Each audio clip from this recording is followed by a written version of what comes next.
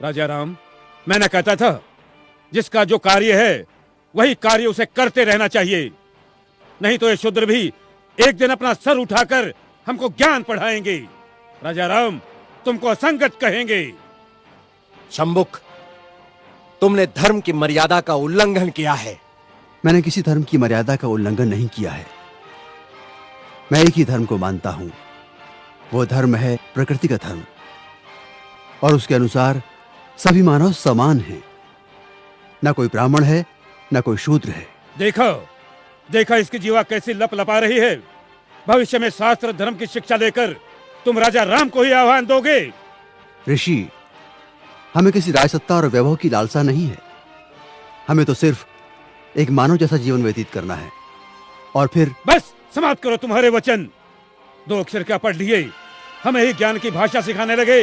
राम, ये अपराधी है और इसे दंड मिलना ही चाहिए, नहीं तो ऐसे पापियों के कारण हमारे राज्य में आपत्ति आ सकती है। आपके धर्म की पाप और पुण्य की कल्पना से मैं अच्छी तरह परिचित हूं। वो सारा पाखंड आपने अपने स्वार्थ के लिए रचा है और सारी प्रजा को मूर्ख बना रहे। अपनी वाणी को रोको शंभुक। हम अपने परम पूज्य गुरु का और अपमान नहीं सह सकते। तुमने धर्मोल्लंघन किया है, जिसके कारण हमारे राज्य में एक ब्राह्मण पुत्र की अल्पायु में मृत्यु हो गई। हम अपने राज्य के ब्राह्मणों को और व्यथित नहीं कर सकते शूद्र।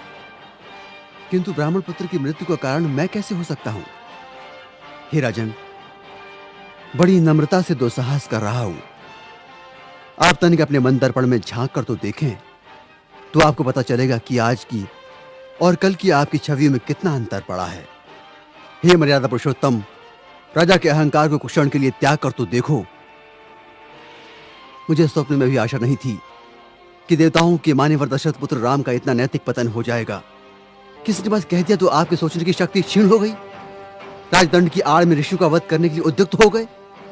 दोषी मैं नहीं राजा राम, अपितु ब्राह्मण पुत्र की मृत्यु के लिए दोषी आप हैं। अपनी विष उगलती जिह्वा को रोको शंभुक। मुझे भयभीत करने की चेष्टा न करो राम। जब जब किसी शूद्र ने परंपरागत सामाजिक दास्तां की बेड़ियां तोड़ने की चेष्टा की, तब तब धर्मांधों ने उसकी हत्या कर दी। मुझे मृत्यु का भय नहीं राम। एक शंभुक जाएगा तो दूसरा शंभुक निश्चित ही पैदा होगा। शंभुक, मैं राम, स्वाभिमान और स्वतंत्रता का लघु जीवन भी दास्ता और अपमान से भरे दीर्घायु से कई गुणा सुकर है। अब यदि एक भी शब्द तुम्हारे मुख से और निकला तो मैं सत्य हूं और सत्य की कभी मृत्यु नहीं होती।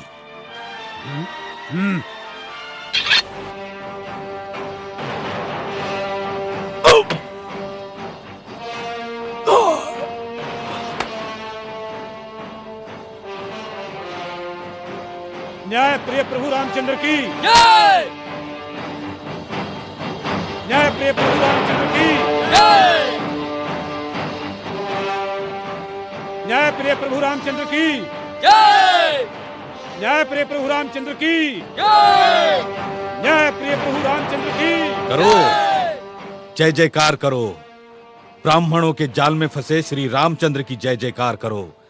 कपट से बाली का वध करने वाले श्री रामचंद्र जी की जय जयकार करो। अपनी पत्नी का त्याग करने वाले श्री रामचंद्र की जय जयकार करो। महर्षि शंभुक का वध करने वाले राम की जय जयकार करो। करो, जय जयकार करो, ताकि इनके काले कारनामों पर पर्दा पड़ता रहे।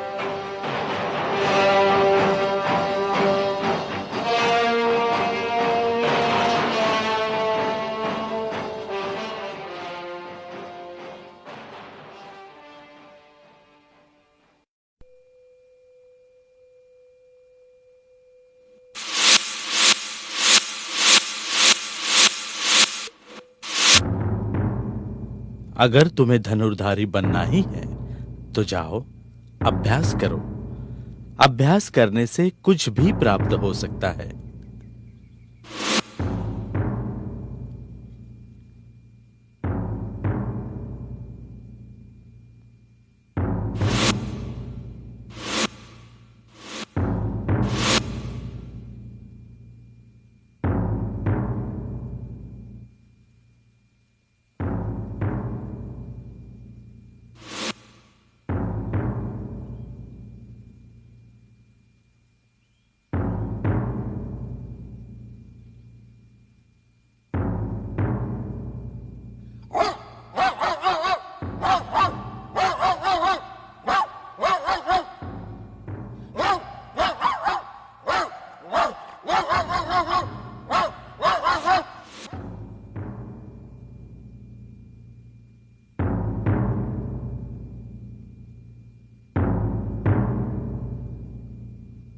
प्रिय अर्जुन, तुम्हारा प्रश्न बिल्कुल उचित है, किंतु युद्ध विद्या में योद्धा को युद्ध की संपूर्ण कलाओं में पारंगत होना चाहिए।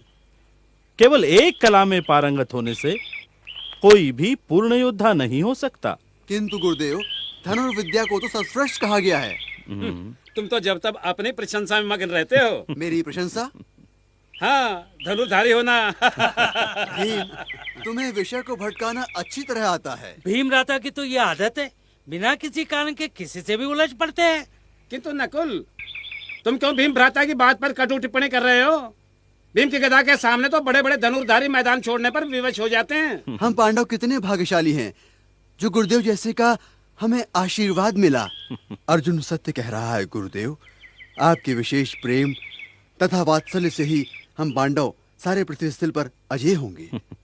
मेरे प्रिय शिष्यों, मैंने हमेशा तुम सबको पुत्रवत माना है और तुम्हें शिक्षा देने हेतु अपनी संपूर्ण अस्त्र शस्त्र विद्या का भंडार तुम्हें सौंपा है, जो कौरवों के पास भी नहीं है। गुरुदेव, आश्चर्य! रक्त की एक बूंद भी नहीं, बिना क्षति पहुंचाए। गुरुदेव, ये कला आपने आज तक हमें नहीं सिखाई। अर्जुन, आज तक मैंने अपने मन और वचन से अपनी संपूर्ण विद्या का दान केवल तुम्ही लोगों को दिया है। पता नहीं कौन होगा ये धनुर्धारी। धनुर्विद्या का इतना श्रेष्ठ प्रदर्शन मैं भी प्रथमतः ही देख रहा हूं। ठीक है, आओ देखते हैं कौन है ये धनुर्धारी।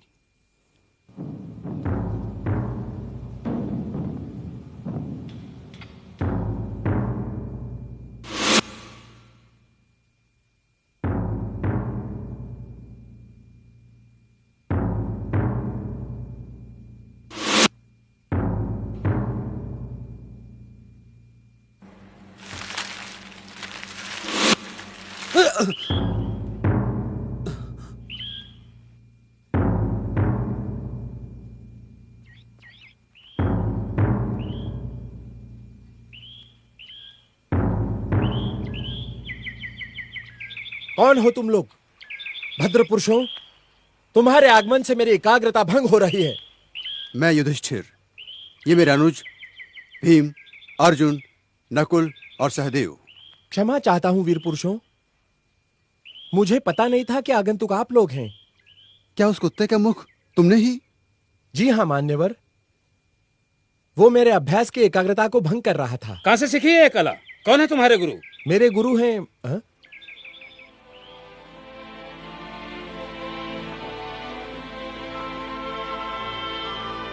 गुरुदेव। आशीर्वाद दीजिए गुरुदेव। उठो वत्स। हे वीर पुरुष, कौन हो तुम? तुम्हारी कला का श्रेष्ठ प्रदर्शन देखकर हम प्रभावित हुए। धन्य भाग मेरे गुरुदेव, आप स्वयं चलकर मेरे अभ्यास स्थल तक आए। हे वीर धनुर्धारी, कहां से सीखी है तुमने ये कला? कौन है तुम्हारे गुरु? किस वंश के हो तुम? गुरुदेव, मेरा नाम एकलव्य है, मैं आदिवासी हूं। आदिवासी? आदिवासी और धनुर्विद्या? किसने सिखाई है तुम्हें ये विद्या? गुरुदेव, चलिए आप स्वयं उनके दर्शन कर लीजिए। चलिए गुरुदेव।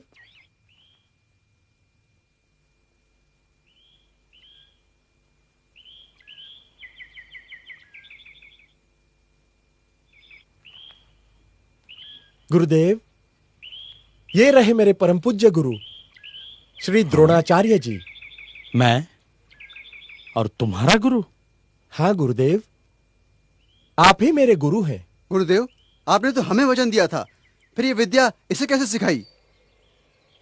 देखो एकलव्य, मैंने प्रत्यक्ष या अप्रत्यक्ष कभी भी तुम्हें धनुर्विद्या की शिक्षा नहीं दी। गुरुदेव, मैंने तो अपने मन से आप ही को अपना गुरु माना है। मेरा अंतर्मन सदा आप ही की पूजा करता आया है। गुरुदेव, यह आप ही की प्रतिकृति है।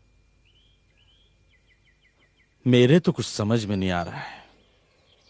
एकलव्य, तुम ही सारा वृत्तांत विस्तार से कथन करो। गुरुदेव, आप भूल गए? स्मरण कीजिए, कुछ वर्ष पूर्व मैं आपके पास धनुर्विद्या प्राप्त करने की कामना लेकर आया था,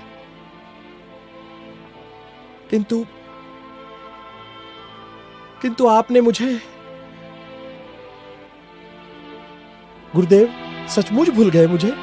युद्ध कला में सबसे महत्वपूर्ण आयाम है एकाग्रता। योद्धा अगर एकाग्र चित्त हो तो गदा ही क्या, वो किसी भी शस्त्र का प्रयोग निपुणता से कर सकता है, विजय प्राप्त कर सकता है। आज तुम लोग मेरे समक्ष शस्त्र विहीन उपस्थित हो, क्योंकि विशेष प्रयोजन से मैंने तुम लोगों को निशस्त्र यहां बुलाया है, ताकि तुम लोग एकाग्र चित्त को प्रधानता दे सको। गुरुदेव, गुरुदेव, मैं आपसे एक याचना करने आया हूं। याचना? कैसी याचना?